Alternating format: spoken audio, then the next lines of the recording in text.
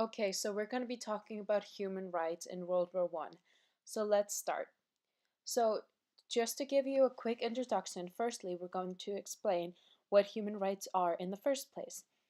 Then, right afterwards, we'll describe of their uses during and after First World War One.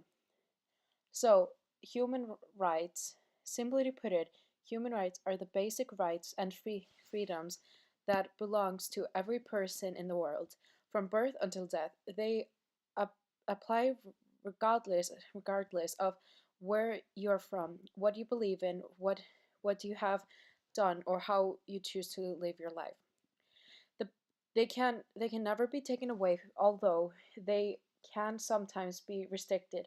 For example, if a person breaks the law in or the international security. Some examples of human rights are freedom of speech, but some people abuse it. Donald Trump. Also, freedom of thoughts, even though some people ban it from their country. Kim Jong Un. Now let's come to the more interesting part. Were they considered before WW1? We'll describe different rights. The first one is dedicated to all the strong women back then. Before World War I, only British men could vote to elect, choose, a government, the people who run the country. Of course, many women felt this was unfair treatment and began to demand for women to be able to vote. The women who did this were campaigners. They had made a little progress when war broke out in 1914. Pensions. The Liberal Party won a massive victory in the election of 1906. One of the demands of the trade union movement was a pension for the elderly, as opposed to poor relief. David Lloyd George, Chancellor of the Exchequer, was an opponent of the Poor Law, and stated his wish to lift the shadow of the workhouse from the homes of the poor.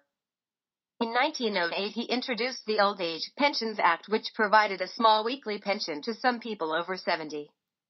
Although their reforms were widely welcomed, a criticism from many labor politicians was that the level of benefits was low and they not given as of right. They claimed that pensions should be universal and not means dependent. Education. At the beginning of the 19th century, only a minority of children, mostly from the wealthy ruling class, had any kind of formal schooling.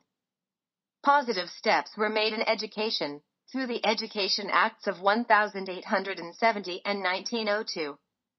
The 1870 Education Act, Forster's Education Act, established the principle of an elementary, primary, school place costing under 90 weekly for every working-class child.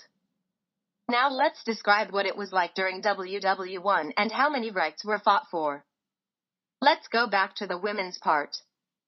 How already mentioned at the beginning of WW1, many women started a progress war.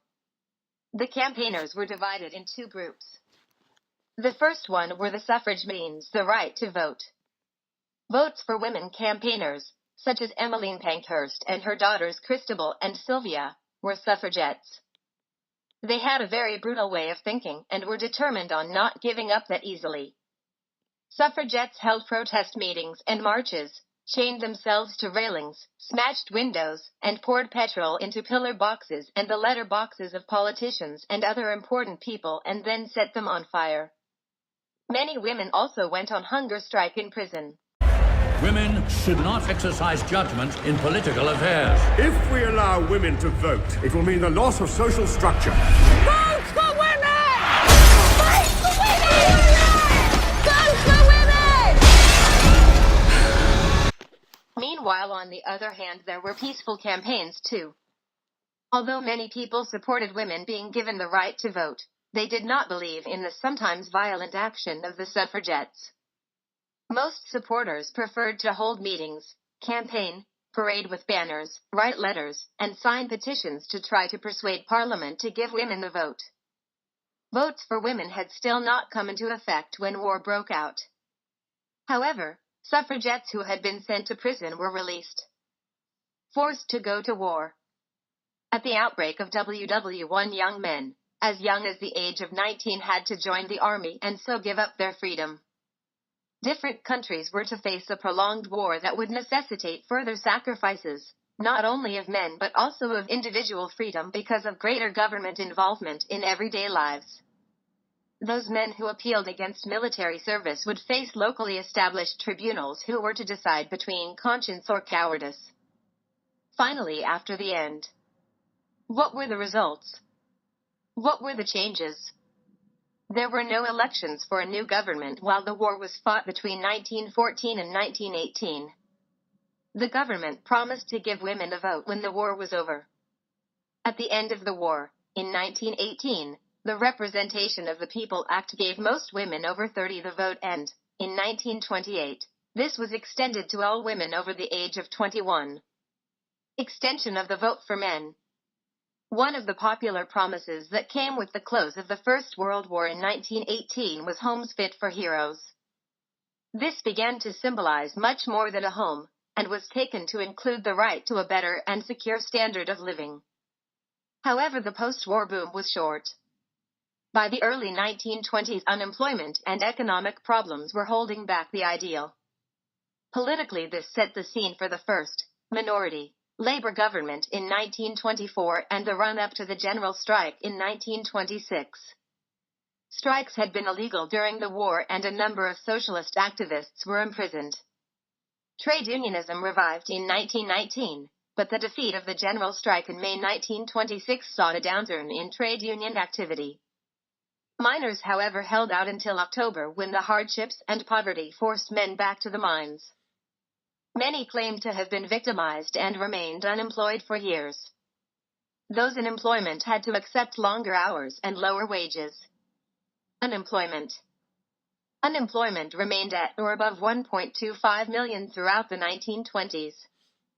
The economic downturn prompted by the Wall Street crash in 1929 increased this from 1.5 million to 2.9 million between 1930 and 1935.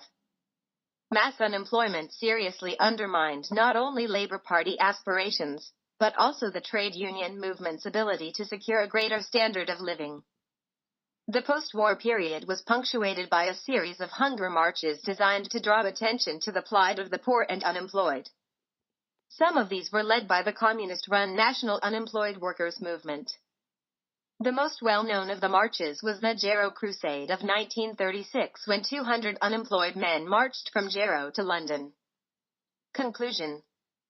Overall, World War II had raged from 1939 to 1945, and as the end drew near, cities throughout Europe and Asia lay in smoldering ruins. Millions of people were dead, millions more were homeless or starving. In April 1945, delegates from 50 countries met in San Francisco full of optimism and hope. The goal of the United Nations Conference on International Organization was to fashion an international body to promote peace and prevent future wars. The ideals of the organization were stated in the preamble to its proposed charter. We, the peoples of the United Nations, are determined to save succeeding generations from the scourge of war, which twice in our lifetime has brought untold sorrow to mankind. The charter of the new United Nations organization went into effect on October 24, 1945, a date that is celebrated each year as United Nations Day. In 1948, humanity got officially introduced to human rights. It was a huge accomplishment. It's incredible how lucky we can consider ourselves by being born after 1948. The thought of not being able to vote or get any sort of education is low-key scary. Anyway, thanks for your attention. We appreciated it a lot.